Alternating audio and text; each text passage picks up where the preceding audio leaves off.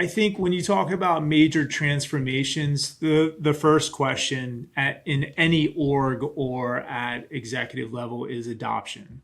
Can we get people interested? Can we get people excited and actually make that cultural shift by adopting new tools? I think check, right? That's a green light. For the organizations that have leaned into this, it's clear that you can rally interest into some of these new possibilities, which is wonderful.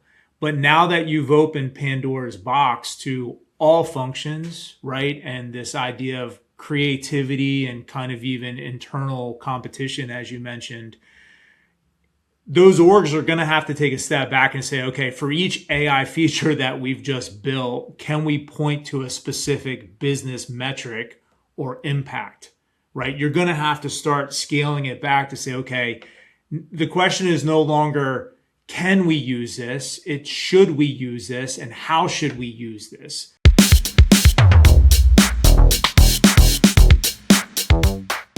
Welcome to Agile Talks. I am guest host, because that's always what I'm going to call myself, Ryan.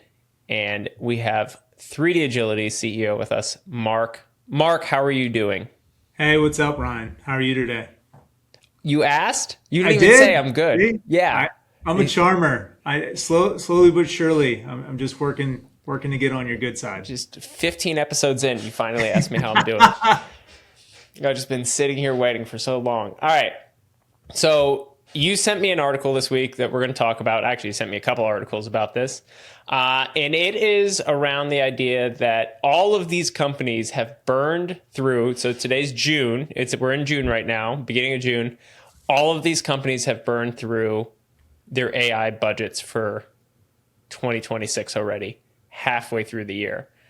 A lot of reasons that are going into this. Part is because they just let their they don't understand tokenization and they just let their employees run wild. And the other one was their employees were building stuff that made no sense. So why don't you dive into this a little bit and then I'll ask you some questions. Sounds good. I think you're spot on. And the easiest way that I can try to explain it is rewind to your 10-year-old self, right? Your parents took you to the arcade if you're from that generation. I am. Your parents give you $10, right? And that $10 is gone because you just ripped it on every single arcade game as fast as you could. You go back to your mom and dad and they're like, wait, where's all the money? And you just kind of shrug, smile, and say, it's gone. Can I have more? That is literally what these companies are facing right now, is that AI is the arcade. There are a lot of bright and shiny features and bells and whistles and really attractive things out there, but there are very few cost controls to rein people in to really understand how and where they're spending their money. So I think forever, over the last 20 years, SaaS has really focused on per seat, meaning how many users are you going to have within the software set or inside the platform. And it's very easy to articulate a user, the cost for that, and kind of the overall expense to the organization. What's happening now with this usage or this token model is the reins right now have kind of been taken off. So if you have users that are all in and really excited about AI, they're burning through kind of that budget or that allotment way faster than what I think anyone would have assumed. Yeah, I laugh because that would be the kid at like an arcade. That would be my son, right? If I took him to an arcade, he would just burn through cash because it's what happens. It's what happens, right? And even worse now is like the Dave and Buster. Like you put it on a credit card, you're not even touching money anymore. But yeah, it's like they did. It's like they did that on purpose. Okay. Exactly. So all right, and then I think the other aspect of this, which is, I'm gonna tell you a little story. I think the other aspect of this is like people don't know what they're building. They're just building stuff to build stuff, right? I read one of those articles was like you had companies. I don't work for a big company, right? I've never worked for a big company. But you had companies like putting people against each other of like which department can create the most AI tools, right? And I love using Claude the way that I use Claude. I use it as a writing partner. I talk to Claude. I bounce ideas off of Claude. Yep. I even have it do some automated tasks for me that just make my life a little bit easier. But I was listening in on a conversation a couple weeks ago where I heard an executive talk about the fact that they had spent just a lot of time over a month and a half period building out all of these tools using AI. And like, I'm talking like 200 plus hours to make their life easier. Mm-hmm. Right. Mm-hmm. And at the end of the day, I was listening to it and I was thinking to myself, like, they could have just done the work, right? Like, they think they're making their life easier, but they're not. And they're spending, instead of, I get reading an email is maybe not the most fun thing on planet Earth, but if you're spending 25 hours building out a tool that reads your email and does all of these other things, and it's like, what is it? It's like a contraption, like almost like something Dr. Seuss would come up with of like how complicated it is. Yeah. I think that's the big thing that a lot of these companies ran into or are running into, where they just gave free rein to their employees to see if something would stick, and none of it is. And I think that's the good news. I think when you talk about major transformations, the first question in any org or at executive level is adoption. Can we get people interested? Can we get people excited and actually make that cultural shift by adopting new tools? I think check, right? That's a green light. For the organizations that have leaned into this, it's clear that you can rally interest into some of these new possibilities, which is wonderful. But now that you've opened Pandora's box to all functions, right? And this idea of creativity and kind of even internal competition, as you mentioned, those orgs are going to have to take a step back and say, okay, for each AI feature that we've just built, can we point to a specific business metric or impact, right? You're going to have to start scaling it back to say, okay, the question is no longer, can we use this? It's should we use this, and how should we use this? So a great question to those organizations is, what's your cost per outcome? Not just the cost per token. So when you see where your teams are focusing on, you may be able to identify something that is a priority for that function or for that group. Now is the opportunity to start getting a little bit deeper to say, okay, how does this actually impact the business? And, what do we do about it? Yeah. And that's where I think, one of the big things that you would see from groups pushing this, right? That's the nicest way that I could say it, right? Is some of these major AI organizations like Claude or like ChatGPT, where it is financially beneficial for people to be using their platforms. And again, I love Claude, right?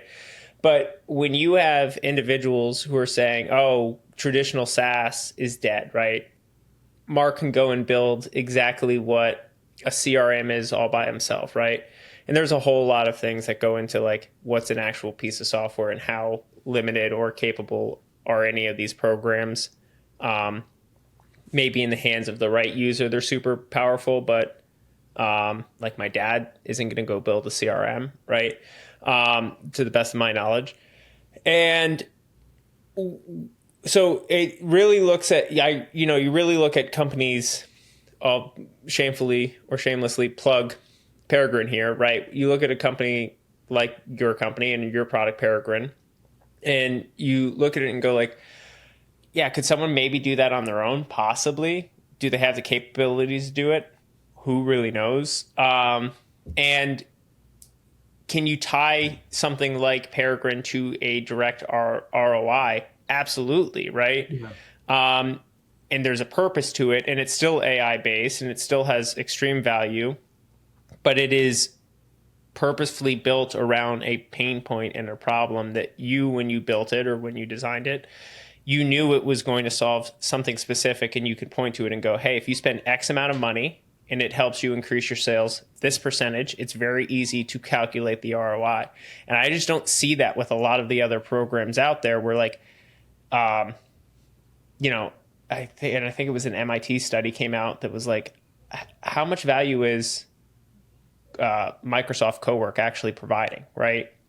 Like, how do you tie that to an ROI? How do you tie Cowork's email suggestions to an ROI? How do you do it with like, you know, it help like it's just hard, right? But with AI tools that you can tie to an ROI, I think there's a major benefit there. And it's not that Cowork isn't beneficial. It's just it's harder to tie it to how much money did it give us back.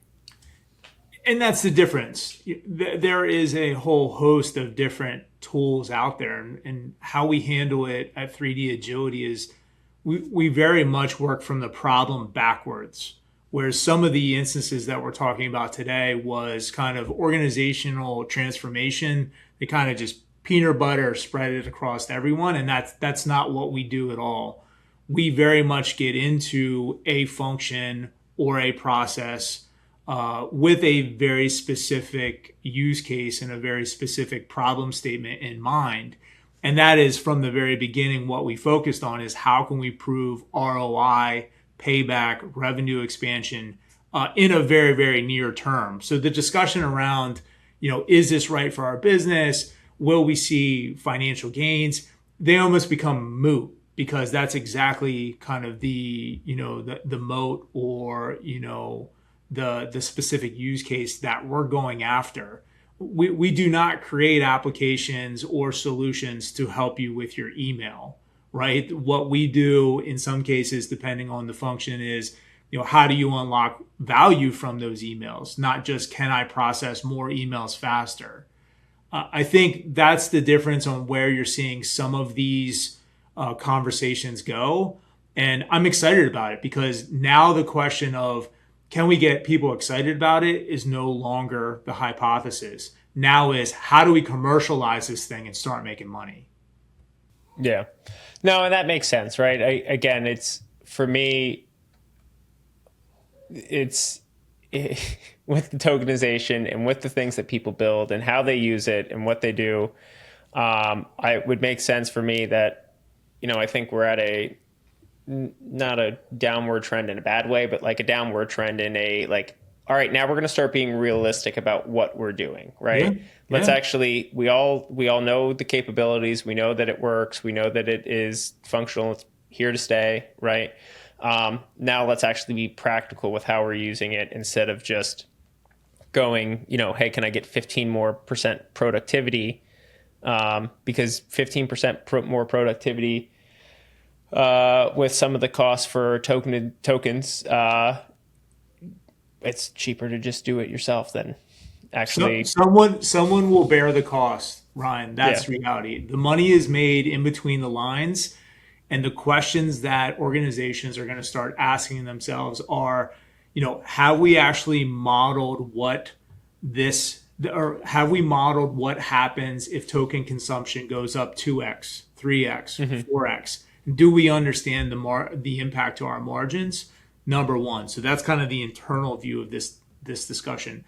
Number two is, if they can't figure that out, is who pays for it, right? Yeah. So when does that consumption and when does that additional expense get passed on to the customers? And how is that absorbed into their pricing model? So it's either going to be dealt with internally, where they figure out the equation and how to prioritize, or it's just going to be pushed downstream, like a lot of things often are. Makes sense. So, all right. So Mark's advice is, one, figure out the ROI before, or try to figure out the ROI before. Is there an ROI? And two, work backward from the problem, not the tool. Spot on. Right. Spot all right. on. Perfect. Couldn't say that. All right. Well, Mark, that's because you said it, and then I just repeated it. So, fair enough. Mark, I hope you have a great rest of the day. You look great in your hat. And thank you to everyone else for listening. Appreciate it, Ryan. Have a great day. Bye-bye.